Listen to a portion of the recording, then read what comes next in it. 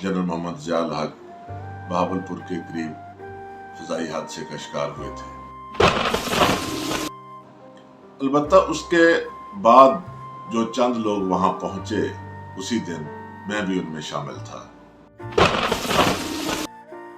एक ये बात ही मशहूर हुई कि तियारे से कोई भी चीज सलामत नहीं मिली थी, सिर्फ एक कुरान पाक का नुस्खा था जिसे आग ने छुआ तक नहीं था। अस्सलाम वालेकुम नाजरीन, मैं असगर यज़दानी। 36 बरस बीत गए। सदर Pakistan, chief of army staff general Mohammad Ziaul हक बहावलपुर के करीब फ़ज़ाई हादसे का शिकार हुए थे, बस्ती लाल कमाल के पास दरियाए सतलुज के किनारे। सदर पाकिस्तान जनरल मोहम्मद ज़ियाउल हक कैसे हुक्मरान थे, ये मेरा मौजू नहीं है। अलबत्ता ये ज़रूर है कि हर साल जब अगस्त का महीना आता है, बिलखुसूस 17 अगस्त का दिन, तो मैं कुछ यादों में खो जाता हूँ। इसकी वजह यह है कि जब जनरल मोहम्मद ज़ियाउल हक का तियारा गिरा तो फौरी तौर पर तो यकीनन वही लोग पहुंचे जो बस्ती लाल कमाल से मुतल्लिक थे, क्योंकि वो थोड़ी दूर ही वाक़या है। अलबत्ता उसके बाद जो चंद लोग वहां पहुंचे उसी दिन मैं भी उनमें शामिल था। मैंने अपनी यादाश्त पर मबनी एक मजमून 2007 में लिखा था जो उर्दू डाइजेस्ट को भेजा। उसका नाम मैंने रख दिया मैंने तियारा जलते देखा। उस तियारे में ब्रिगेडियर सिद्दीक सालिक भी शहीद हुए थे। उनकी किताब जहन में आ गई, मैंने ढाका डूबते देखा। अल्ताफ हुसैन कुरैशी ने वो मजमून या उनके किसी एडिटर ने इस तरह एडिट किया कि उसके बहुत से हिस्से पूरे के पूरे हज़फ कर दिए और वो बड़ा बेरबत सा हो गया। मजमून तो उन्होंने छाप दिया था, लेकिन उसके बाद मुझे अजीबोगरीब से टेलीफोन आने शुरू हो गए। तियारा हादसे के बारे में बहुत सी बातें मशहूर हो गई कि उसमें कोई ऐसा मटीरियल था जिससे गैस निकलती थी, सारे लोग मदहोश हो गए थे। किसी ने कहा कि उसे हिट किया गया था। बहरहाल इसके अलावा कुछ ऐसी बातें भी थी। एक ये बात भी मशहूर हुई कि तियारे से कोई भी चीज सलामत नहीं मिली थी, सिर्फ एक कुरान पाक का नुस्खा था जिसे आग ने छुआ तक नहीं था। कुरान पाक की अजमत से किसे इनकार हो सकता है, लेकिन हकायक कुछ और। फिर मैंने एक मजमून, एक वेब पेपर हम सब जो है उस पर गालिबन 2019 या 20 को भी लिखा था, जिसमें मुख्तसर इस चीज़ की वजाहत की थी। आज 17 अगस्त 2024 है, तो फिर दिल चाहा कि इस बारे में कुछ ना कुछ कहूँ, ख़ास तौर पर वो लोग जो कि इसकी कुछ बातें जानना चाहते हैं। और जैसा आपने थंबनेल पर भी पढ़ा, कुरान पाक के नुस्खे से मुताल्लिक भी कुछ अर्ज करूँ। असल में जब ये वाक़या पेश आया, मैं दोनों इस्लामी यूनिवर्सिटी बहावलपुर का तालिब इल्म था और मुझे वो दिन याद है। उस दिन हमारा पार्ट 1 का एक पेपर था। हमारा मामूल था कि शाम को हम फरीद गेट जाते, क्योंकि हमारी रहायश जो थी हॉस्टल बगदाद जदीद कैंपस में थी, जो शहर से बाहर 7-8 किलोमीटर है। फरीद गेट बहावलपुर का एक बारौनक दरवाज़ा है जहाँ पर रोज़ाना हमारा मामूल था। मगर उस दिन कुछ फ़िज़ा बड़ी अजीब सी थी, लोग डरे डरे सहमे सहमे। शाम का वक्त वहाँ पर एक होटल हुआ करता था, निगार होटल, जहाँ पर बहुत से लोग और सहाफ़ी हजरात बैठा करते थे। तरह तरह की खबरें वहाँ डिस्कस होती थी। वहाँ के जो मालिक थे खान साहब, वो सारा दिन रेडियो लगा के बैठे होते थे, खबरें सुनते रहते थे। हम भी वहाँ जाते थे, बैठना होता था। तो उस दिन भी हमने जाकर खान साहब से कुछ जानना चाहा, तो उन्होंने कहा बस कोई खबर शबर कोई नहीं आ रही, लेकिन खदशा उन्होंने भी जाहिर किया कि कुछ हुआ है। ये जो रक्शे वाले थे ना, साइकिल रक्शे वाले, ये बड़े बाखबर होते हैं, सारा शहर फिरते हैं। ये कुछ साथ जोड़े खड़े थे, इन्होंने भी कुछ इशारा किया कि तियारा गुजरा है। फिर बताते हैं कि भावलपुर के पास ही वो नीचे कहीं गिर गया, लेकिन कुछ बता नहीं रहा था। सब लोग डरे हुए थे। अभी हम ये माहौल देख ही रहे थे कि फरीद गेट के बाहर ये जो फौजी एम्बुलेंसेस होती हैं, ये चीखती चंघाड़ती गुजरी, फिर दो इधर को गुजरी, दो इधर को गुजरी। तो कुछ यकीन सा हो गया कि कुछ गड़बड़ है। रेडियो टेलीविजन पर उस वक्त तक खबर नशर नहीं हुई थी। अचानक हमारा एक दोस्त जो सहाफ़ी था वो हमें मिला और उसने कहा कि उसका एक दोस्त अभी गाड़ी लेकर आ रहा है और हम उधर जा रहे हैं जिधर कुछ शुबा है कि कुछ तियारा वगैरह गिरा है। اس نے ہمیں کہا کہ آپ بھی اگر ہمارے ساتھ چلنا چاہیں تو ہم بھی ساتھ ہو لیے. ہم 5 لوگ تھے جو کہ ستلج کا پل کراس کر کے آگے گئے. وہاں چند گاڑیاں کھڑی تھی, لوگ وہاں پھر رہے تھے, لیکن وہاں رستہ جانے کا نہیں تھا. خیر ایک گاڑی تو چلی گئی, تو ہم چند لوگوں نے فیصلہ کیا کہ پیدل چلتے ہیں. ہم نے وہ چلنا تو شروع کر دیا, لیکن اللہ مان اللہ حفیظ, میں نے آج تک جو پیدل سفر کیے ان میں وہ تکلیف دہ ترین سفر تھا. کیونکہ ہم کیجول ماحول میں آئے تھے, پیروں میں کوئی بوٹ وغیرہ نہیں تھے, تو سلیپر پہنے ہوئے تھے. پھر حبس, وہ فصلیں, کبھی ہم دریا کے کنارے ہو جاتے, پھر رستہ خراب ہوتا تو فصلوں میں سے ہوتے ہوتے. خیر ہم اس جگہ پر پہنچ گئے جہاں پر طیارہ گرا تھا. تقریباً 100 گز کے فاصلے پر ہمیں فوجی بھائی نے روکا. وہاں پر ہر چیز صاف نظر آ رہی تھی.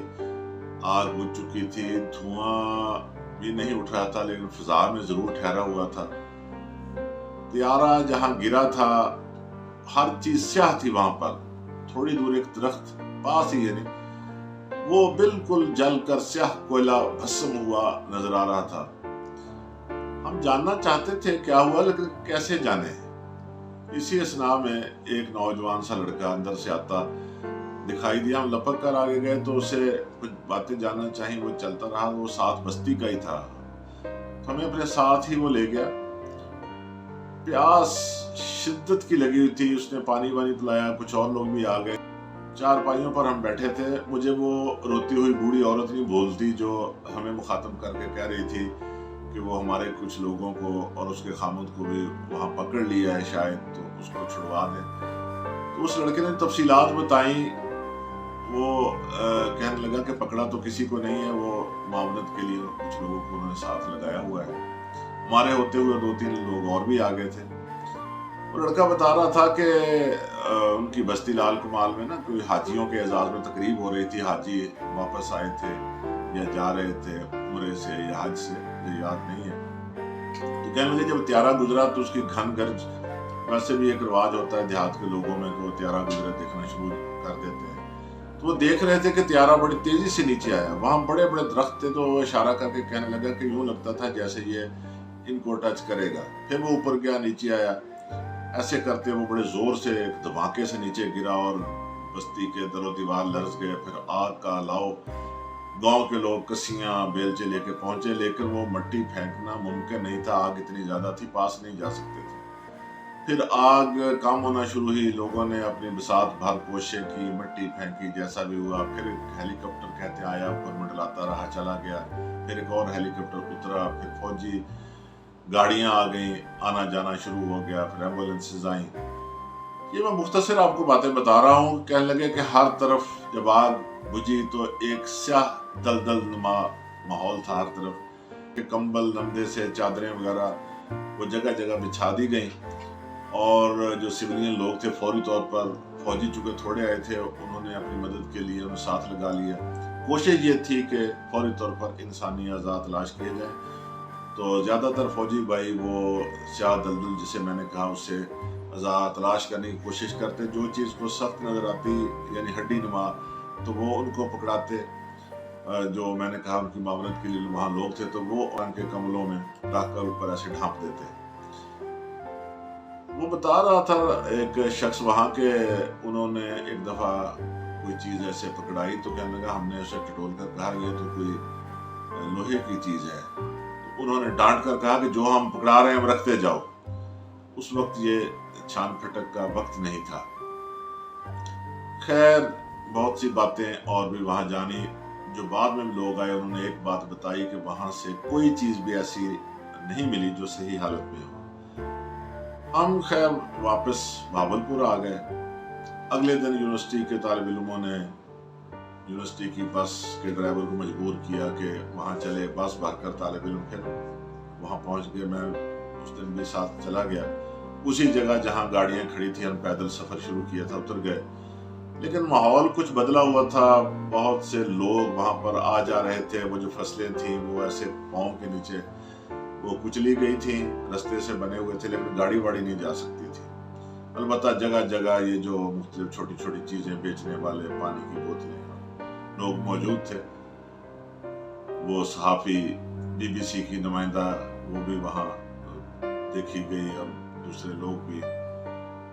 اس دن ہمیں بہت دور روک دیا گیا. سب کو روک رہے تھے, فوجی حضرات کافی تھے, لیکن دور سے وہ منظر نظر آ رہا تھا. چونکہ ہم نے پہلے دن قریب سے دیکھا تھا تو ہمیں اندازہ ہو رہا تھا یہ فلاں چیز ہے, فلاں چیز ہے. پھر وہاں سے وہ بستی لال کمال سارے لوگ جاتے تھے. وہاں اس دن جگہ جگہ چارپائیوں پر لوگ بیٹھے تھے جو کہ آنکھوں دیکھا حال بتا کر ہلکان ہو رہے تھے, کچھ رو رہے تھے. خیر کچھ دیر کے بعد ہم سب لوگ واپس آ گئے. میرے ایک کپتان دوست جو چیزوں کی تلاش سے لے کر جائے حادثہ سے پھر تابوت کی تیاری تک کے مراحل میں ساتھ رہے, ان کی ڈیوٹی تھی, ان سے میری ایک دفعہ ملاقات ہوئی تو میں نے ان سے کچھ باتیں جاننا چاہیے ایسے ہی غیر رسمی ماحول میں. انہوں نے بتایا کہ سارا جو سامان وہاں سے ملا تھا CMH لایا گیا, پھر اس کو صاف کیا گیا, دھویا گیا. 31 لوگ تھے جو طیارہ حادثے میں شہید ہوئے تھے. پھر وہ جو چیزیں تھی اعضاء تھے سب کو مساوی 31 تابوتوں میں ڈالا گیا. چونکہ وہ انسانی جسم سے وزن کم تھا, پھر وزن پورا کرنے کے لیے کچھ اور چیزیں ڈالی گئیں. تابوتوں کو لمبے سکریو سے بند کیا گیا اور اوپر لکھا گیا not to be opened. مختلف علاقوں میں جہاں جہاں کے وہ لوگ تھے وہ لسٹ لی گئی, نام لکھے گئے, بھجوا دیا گیا. مشہور جو پائلٹ تھے وہ رحیم یار خان کے تھے, ان کی میت ادھر بھجوائی گئی. صدر جنرل محمد ضیاء الحق کی تدفین کے لیے فیصل مسجد اسلام آباد کا تعین ہوا, اس کے ساتھ ان کو دفن کیا گیا. پاکستان ٹیلی ویژن نے وہ مناظر لائیو دکھائے. بہت سی باتیں مشہور ہوئیں, جیسے میں نے کہا کہ قرآن پاک کا نسخہ جو کہ صحیح حالت میں ملا. میں نے اس کپتان صاحب سے پوچھا تو انہوں نے اس کی حقیقت یہ بتائی. کہنے لگے کہ وہ افراتفری کا ماحول تھا جب ایمبولینس بار بار آ رہی تھی جا رہی تھی. تو ایک ایمبولینس آئی تو اس میں سے کافی سارے وہ کمبل جو تھے اور چادریں تھیں وہ اتاری گئیں. جب رکھنے لگے تو وہ ایک قرآن پاک کا نسخہ رکھتے ہوئے گرا. تو ایک فوجی بھائی نے اٹھا کر پیچھے ایک سویلین کو آواز دے کر اسے پکڑایا. تو اس نے عقیدت سے اسے جھاڑا, مٹی لگی ہوئی تھی اور چوما جس طرح ہمارا ایک عقیدہ ہے, اور وہ لے کر چلا گیا. اسی نے جا کر لوگوں کو بتایا کہ یہ دیکھیے بالکل جائے حادثہ سے صحیح حالت میں ملا ہے. ایمبولینس میں بھی قرآن پاک کے نسخے اکثر رکھے گئے ہوتے ہیں. کوئی مریض کو لے کے جا رہا ہو تو کوئی ساتھ پڑھنے والا بیٹھا ہوتا ہے, اس کا کوئی رشتہ دار. ہسپتال میں تو عموماً مریضوں کے بیڈ کے پاس جو ان کے تیمارداری کرنے والے اور عزیز رشتہ دار بیٹھے پڑھتے ہوتے ہیں. ہو سکتا ہے وہاں کسی نے رکھا ہو تو کمبل وغیرہ اٹھاتے ہوئے دھیان نہ رہا تو اس میں لپٹا ہوا آ گیا یا ایمبولینس میں پڑا. بہرحال یہ اس کی حقیقت تھی. اس کے علاوہ اور جیسے میں نے کہا بہت سی باتیں مشہور ہوئی. بعد میں ان کی کوئی حقیقت نہیں تھی کہ دندان ساز نے شناخت کیا یا ایسی باتیں. آج تک نہیں پتہ چل سکا کہ یہ ایک سازش تھی یا کوئی فنی خرابی تھی. آموں کی پیٹیوں کا سکینڈل بھی اس کا حصہ بنا طیارہ حادثے کا. کتاب بھی ایک لکھی گئی A Case of Exploding Mangoes کے نام سے, غالباً محمد حنیف کی لکھی ہوئی تھی. افسوس کا مقام یہ ہے کہ پاکستان میں اس طرح کے بڑے بڑے حادثے ہوئے, قتل ہوئے, لیکن کسی کا کچھ پتہ نہ چل سکا. کمیشن بنے, انکوائریاں ہوئیں. یہ بھی ایک ایسی ہی بات تھی.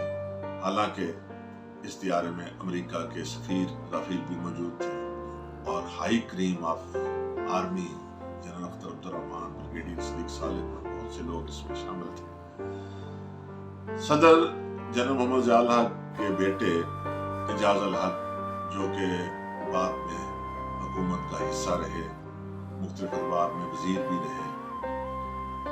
محمد ضیاء الحق کے سیاسی جانشین میاں محمد نواز شریف جو کچھ برسوں تک تو باقاعدہ جایا کرتے تھے برسی پر فیصل مسجد اور بڑی کھنگرج سے تقاریر کیا کرتے تھے کہ یہ انکشاف ہوگا, پتہ چلے گا سازش کیسے ہوئی. ایک کمیشن بھی بنایا گیا تھا غالباً جسٹس محمد شفیع کی سربراہی میں. پھر حالات بدل گئے, نہ وہاں پر مزاروں پر جانے والے رہے, نہ وہ تقریریں رہی, بس وعدے ہی رہے. آج تک نہیں پتہ چل سکا کہ وہ طیارہ कैसे गिरा। सदर मोहम्मद ज़ियाउल हक तो अपने साथियों के हमरा बहावलपुर में जो पाकिस्तानी टैंक बनाए थे अल-खालिद, उनकी नुमाइश देखने के लिए गए थे, उनका मुजाहरा देखने के लिए गए थे, जो कि खैरपुर टामे वाली फायर रेंज में हुआ था और बड़ा कामयाब वो एक मुजाहरा था जिसे सब ने सराहा। लेकिन क्या मालूम था कि वापसी पर क्या होगा। जनरल असलम बेग भी साथ थे, लेकिन वो अलग तैयारे में थे। उन्होंने चीफ ऑफ आर्मी स्टाफ का ओहदा संभाला और सेनेट के चेयरमैन गुलाम इस्हाक खान ने आईनी सदर की जिम्मेदारियां संभाली। फिर इलेक्शन का ऐलान हुआ और फिर वही मामूल के मुताबिक वो हुकूमत का आना जाना सिलसिला शुरू हो गया। लेकिन इतना बड़ा हादसा जो रूनुमा हुआ आज तक पता नहीं चल सका। इजाजत दीजिए।